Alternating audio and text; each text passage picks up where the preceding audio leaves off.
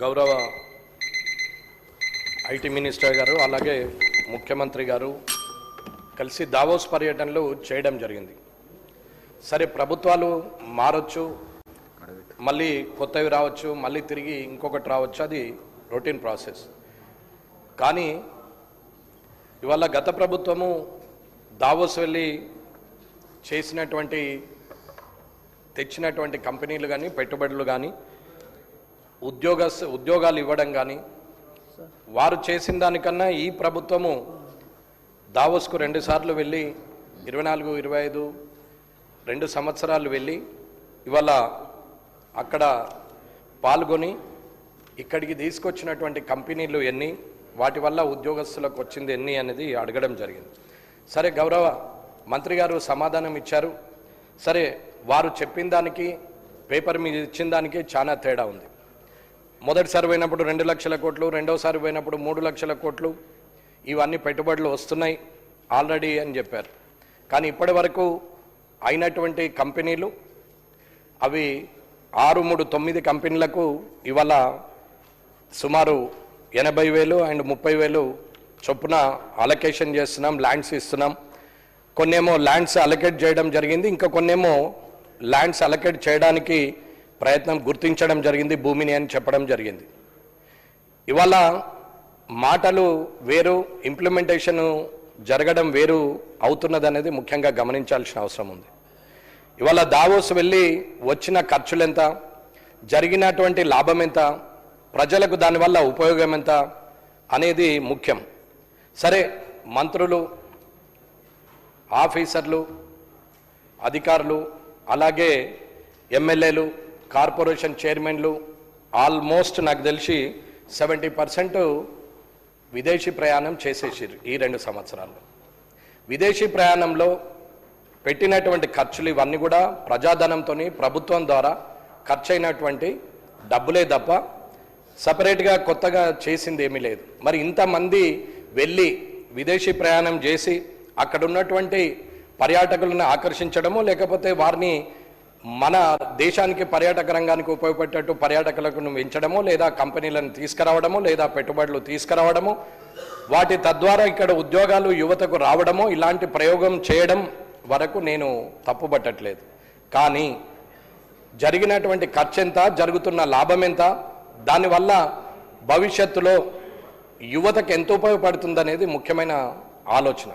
ఇది ఒక్కసారి IT minister గారు, ముఖ్యమంత్రి రేవంత్ రెడ్డి గారు ఆలోచించాలి. డబ్బులు లేవంటారు, అప్పుల పాలైనమంటారు, గత ప్రభుత్వం మీద విరుచుకుపడతారు. 2.5 సంవత్సరాలు అయిపోయింది. ఇంకా 2.5 సంవత్సరాల్లో 1.5 సంవత్సరం మాత్రమే ప్రజలకు సేవ చేసే అవకాశం ఉంది. ఇంకొక సంవత్సరం ఎలక్షన్లోనే ఉంటారు. కనీసము ఆ సమయంలో పనిచేద్దామనే ఆలోచన కన్నా ఎలా గెలవాలి, తిరిగి ఎలా మనము మళ్ళీ అసెంబ్లీకి రావాలనేది ప్రతి ఒక్కరికి ఉంటుంది. ఈ 2.5 సంవత్సరాల్లో చేసినటువంటి ప్రయత్నము గత ప్రభుత్వాన్ని మించి జరిగిందా, లేకపోతే వారితో పోల్చుకుంటే మన ప్రభుత్వము బెటర్గా ఉందా, వారు దుర్వినియోగం చేసినటువంటి అంటే ప్రయాణంలో ఖర్చు పెట్టినటువంటి ఎంత, దాని మీదకెళ్ళి పోల్చుకుంటే మనం ఎంత పెట్టినాం, వారు తెచ్చింది ఎంత, వారితో పోల్చుకుంటే మనం తెచ్చింది ఎంత, వారు ఇచ్చిన ఉద్యోగాలన్నీ, తిరిగి మనం తీసుకొచ్చిన ఉద్యోగాలని, లేదా భవిష్యత్తులో ఇవాళ పెట్టిన చెట్టు, మా తాత పెట్టిన చెట్టు మనవడికి ఫలాలు అందిస్తుంది అన్నట్టు అది కరెక్టే, అది కాదని నేను అను. కానీ ఆ ప్రొజెక్షన్ ఏదైతే ఉందో అది నిజమైన ప్రొజెక్షన్ అయితే పర్వాలేదు. కాబట్టి ఇవాళ నాకు తెలిసిన కాడికి all corporation chairmans, almost 70% MLAs and అనకూడదు కానీ అసెంబ్లీ సెక్రటరీ నుంచి సహా టూర్లు పోయి వచ్చారు, తిరిగి వచ్చారు. నేనేం తప్పుపట్టట్లేదు. రేపు ఆ జాగాలో నేనున్నా కానీ నేను చేయాల్సి వచ్చినా నేను కూడా వెళ్ళి చూడాల్సి వస్తుంది, చెప్పాల్సి వస్తుంది, చూసిన తర్వాతనే చేయాల్సి వస్తుంది. దాన్ని తప్పుపట్టట్లేదు. కానీ ఇవాళ చేసినటువంటి కార్యక్రమం ఏదైతే మాటల పరంగా ఉందో అది పేపర్ పరంగా అధికారుల ద్వారా అది ఖచ్చితంగా గ్రౌండింగ్ కావాలనేది నా కోరిక. ఏ యువతకైతే ఏ యువతకైతే ఉద్యోగాలు ఇస్తామని చెప్పారో అన్నా నేను బరాబరే మాట్లాడుతున్నా, ఎవరిని విమర్శించట్లేదు.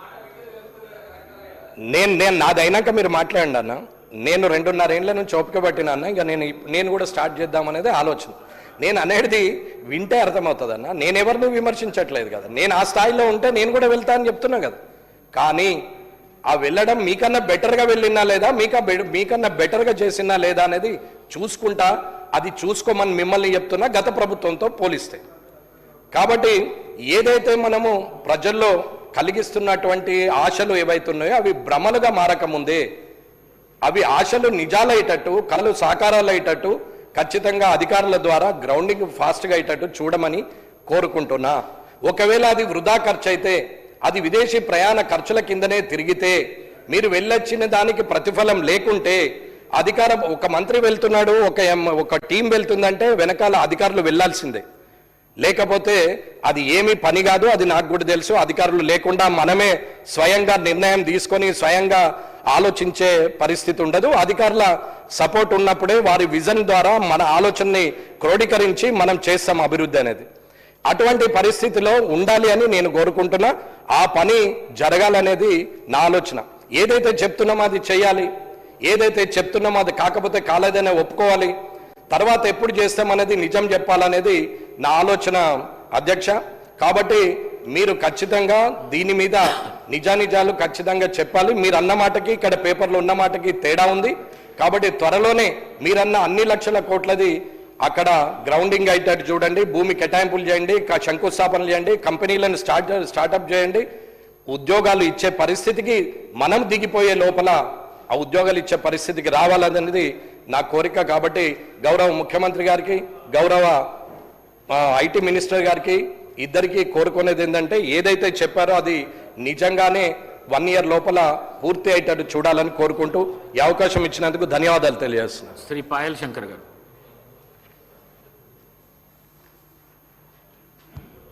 ధన్యవాదాలు అధ్యక్ష.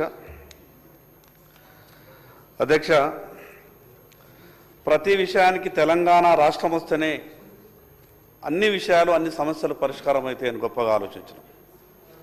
దానిలో భాగంగా కూడా పరిశ్రమల విషయంలో కూడా, ఉపాధి విషయంలో కూడా దానికి తెలంగాణ రాష్ట్ర సాధననే ఏకైక ధ్యేయమన్నాం. ఈరోజు తెలంగాణ రాష్ట్రం వచ్చింది 12 సంవత్సరాలు అయిపోయింది. ఉమ్మడి ఆంధ్రప్రదేశ్ రాష్ట్రంలో వెనుకబడ్డటువంటి తెలంగాణలో ఏవైతే ఆదిలాబాద్ లాంటి జిల్లాలు ఉన్నాయో ఈరోజు కూడా అదే రకమైనటువంటి పరిస్థితి ఉన్నది. నేను ఎందుకు ఆ ఉదాహరణ చెప్పేటటువంటి ప్రయత్నం చేస్తున్నానంటే, పెద్దలు ముఖ్యమంత్రి గారు మంత్రులంతా కూడా దావోస్ వెళ్ళినప్పుడు వాళ్ళు దావోస్లో రాత్రి పడుకొని పొద్దున లేచినో లేదో కానీ ఇక్కడ మాత్రం పేపర్లలో 5 లక్షల కోట్ల పెట్టుబడులకు MOUలు జరిగిపోయినట్టు, అదేదో వారం